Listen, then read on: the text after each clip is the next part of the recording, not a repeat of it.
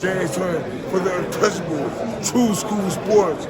Let's go, baby. Bow! Be careful what you wish for because it can become a reality. Yeah.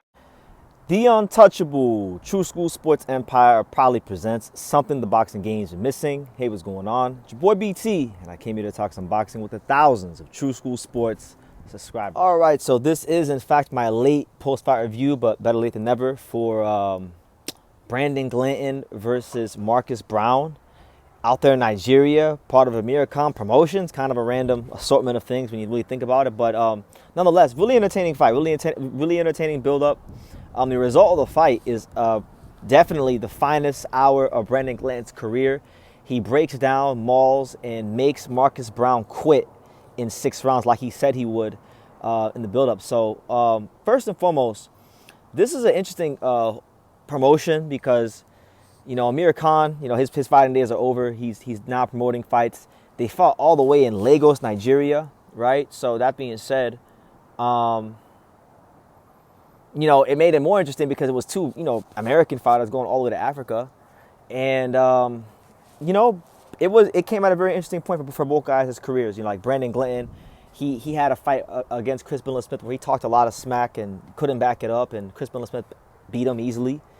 And then Marcus Browne, we haven't really seen much or heard much from him since, you know, Arthur Beterbiev beat the hell out of him about 4 years ago, right? But, you know, still a talented fighter. So my impression coming into the fight was, you know, I thought Marcus Browne would have a great chance to beat Brandon Glanton if he could keep Brandon Glanton off of him, because he's the more skilled guy. Glanton fights, you know, mauls you. He just stays right on top of you. He mauls you when he uses that big frame of his to wear you down and wear you out. So really the fight within the fight, when I broke it down going in, was could Marcus Browne keep Brandon Glanton off of him enough to exploit his skill advantage over him, right? And the answer to that question we got in the fight was a resounding no. Browne had a good amount of spots in the first 3 to 4 rounds where he would get space in mid-range on the outside and he would get his shots off, but that pressure burst the pipes.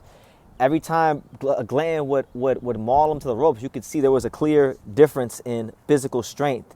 And Marcus Browne really had no answer for that physical strength. And when you factor in, too, that Marcus Browne hasn't fought in roughly about, I'm going to say like a year and a half, and he's not naturally a cruiserweight. He's a guy that turned pro as a light heavyweight.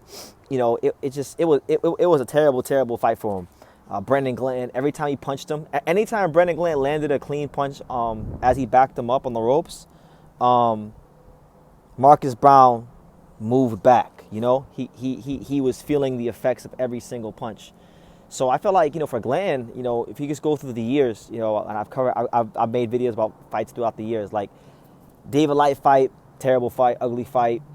You know, Chris Smith, you know, he lost that fight.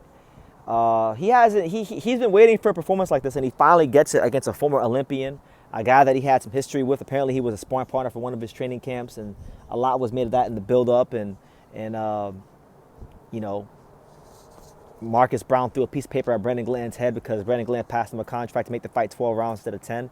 So look, the fact that he was able to shut up Marcus Browne and make him quit in 6 rounds, it's a statement performance for him. And that, to me, it puts Glanton back in the mix. I know Glanton said that he has no problem giving Marcus Browne a rematch, even though there really is no need for a rematch. But, you know, now I feel like you can talk about Glanton with anybody in the division. You know, Jai Opetaia is always looking for fights, so, you know, I would like to see Glanton versus Opetaia. The fight I really think would be a crazy fight as far as style matchup. I think Glanton versus Ryan Ruzicki would be like, that fight would feed families, you know, because their styles are made for each other, I feel. But yeah, he's back in the mix now. And as far as Marcus Browne, like just being honest about him, I've always thought Marcus Browne had a great skills, but from like I don't know him personally. You know, I did interview him one time many years ago, like almost 10 years ago now. It wasn't no memorable interview or anything like that, but you know, just from observing him from afar and watching him over the years, I've always felt like Marcus Browne had world championship skill set, but he didn't have world championship mindset. You know, I'd watch him in fights against guys like Pascal and just you know, his fights that he's had at the high level, Beterbiev. And I didn't see a guy I didn't see a guy who was a world championship fighter in terms of mentality and mental makeup. I saw a guy that, you know, sometimes when things don't go his way, gets very frustrated. And I thought the way he handled himself in the build-up to the Brandon Glanton fight was very telling, very cocky, very dismissive, very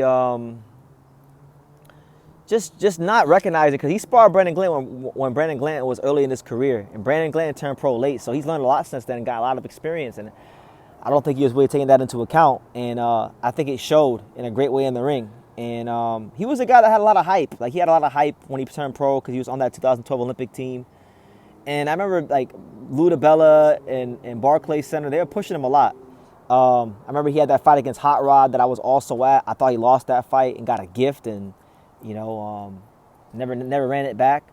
So I feel like Marcus Browne, to me, from my vantage point, and I got nothing against him, but I've always felt like he's always been overrated.